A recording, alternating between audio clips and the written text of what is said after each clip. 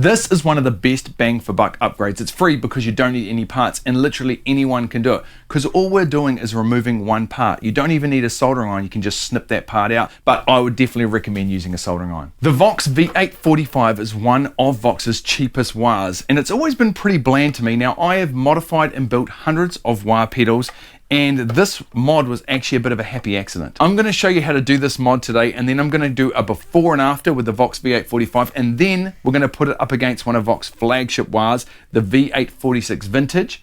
And I'm even going to put it up against this one that I built a few videos ago. It's probably one of the best sounding wahs that I've ever heard. It is made from that secret wah schematic that's on my website, which is based off one of Jimi Hendrix's actual wahs. So I'm really looking forward to seeing how it compares to all these. So how does this mod work? Well, all we're going to be doing today is removing the wah's Q resistor, which is a resistor that runs parallel to the wah's inductor. Now, this is normally 33K, but it is often replaced with a higher value to give the wah a bit more of a vocal human-like quality. So when you remove it, it does do that, but also does something a little different, as you're going to find out. Okay, so this is how a wah works. It's basically a band pass filter that's movable. So you're able to move this narrow peak of frequencies up and down through the frequency range from your low end up to your high end, or from your high end, sorry, to your low end, that way around. Okay, so I'm going to hit this button here. That gives me a sweep of all the different values. Right now, we're going to change that value. This one here, the one that is parallel to the inductor, RQ. We're going to change that to 1000 meg. So essentially what we've done is removed it. So that's kind of the same thing as removing it. And what you can see here straight away, if you have a look, the amount of gain now has increased, and that frequency band is slightly narrower. So as I sweep up to the high end, you can see you've got quite a lot more gain there. And if we go back to the low end, it actually goes a little deeper. So the range has also been extended of this wah, but overall, it's just going to be a more aggressive sounding wah pedal, which is good because the Vox V845 is actually a pretty bland sounding wah. So this is really going to help it sound a heck of a lot more lively and definitely a lot cooler than what it sounds right now. Right, so let's disassemble this wah. Now, if you do like these sort of videos, please hit that like button, because that just lets me know that you like this sort of stuff and you'd like to see more of it. And if you haven't already, please check out my website. There's a whole bunch of extra videos on there, and I've got memberships and stuff, and there's free accounts available as well. I'll put some links down in the description if you want to check that out. Now, most of the time with these feet, you can just unscrew them like I just did. Sometimes you need to use a screwdriver, but just pop the bottom plate off and it should look like this. And the cool thing about this wah, it is just so moddable. I've rebuilt loads of these and done some pretty extensive mods. But this one is just so simple and cool that anyone can do it. I just thought, man, I should share this one. It's such a transformation. So you just got these 3 screws. There's 1, 2, 3 screws to undo. Okay. I think what I'll do is I'll just flip it up. Right now, I'll show you where this little resistor is.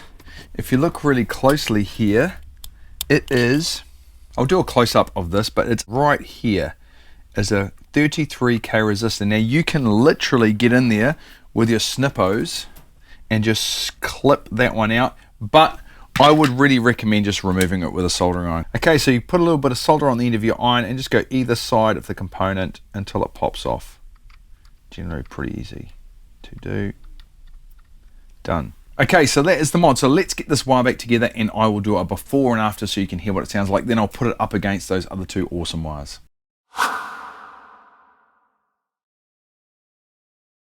Okay, I'm going to do a quick side-by-side comparison. Now, Plus members, this week we're going to be going through a wah schematic.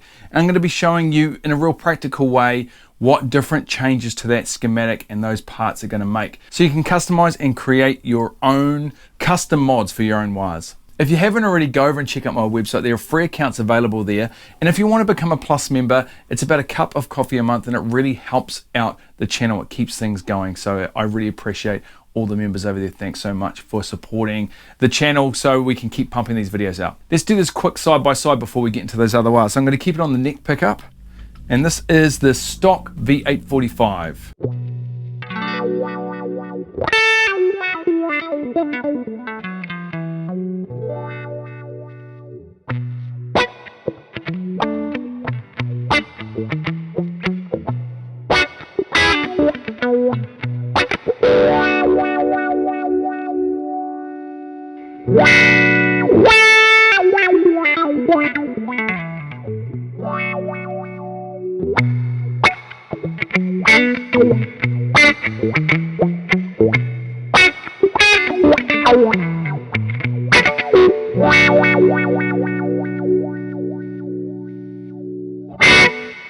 So for me, that just sounds so much better. It's way more of a wah that I would use. I'm using a sound that I normally use, which is an edge of breakup type tone, but you can get the gist from that. I mean, I don't have to go through clean, dirty, a whole bunch of different gain stages.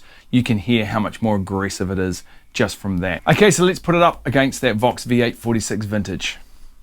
Okay, so here's the modified V845.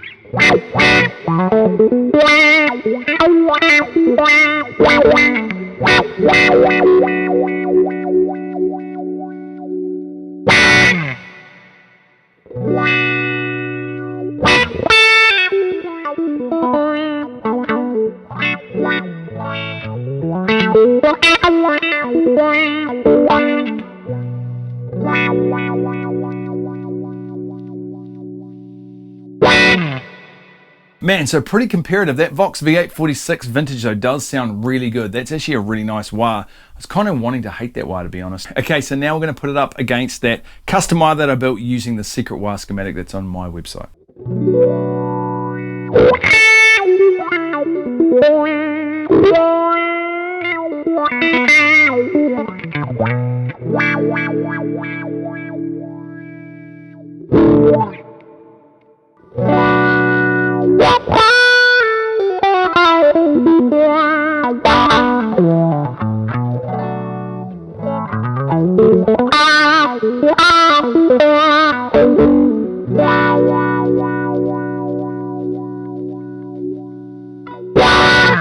Man, that was a really good test. I thought the Vox V845 actually held its own extremely well.